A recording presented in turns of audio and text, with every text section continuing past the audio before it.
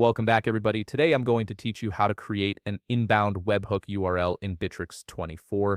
This is a powerful feature that allows external applications to communicate directly with your Bitrix24 account, enabling seamless automation and data integration across your business tools. Let's walk through the process step by step. First, open your browser and navigate to bitrix24.com.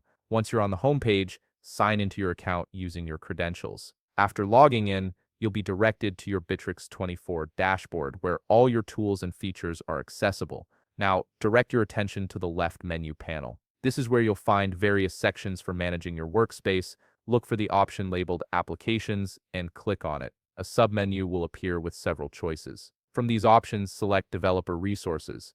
This section is specifically designed for users who want to integrate external services or create custom connections with their Bitrix24 account.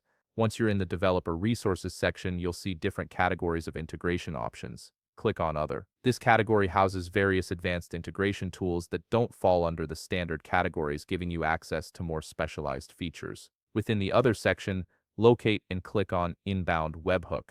Inbound webhooks are essentially URLs that allow external systems to send data directly into your Bitrix24 account, making it a crucial tool for automation and third-party integrations. You'll now see the webhook management area. Here, click the pencil icon or the Add Webhook button next to Inbound Webhook. This action opens up the webhook creation form where you'll configure all the necessary settings for your new webhook. In the form that appears, you'll need to type a preferred name for your webhook. Choose something descriptive that helps you remember what this webhook is used for, especially if you plan to create multiple webhooks for different purposes.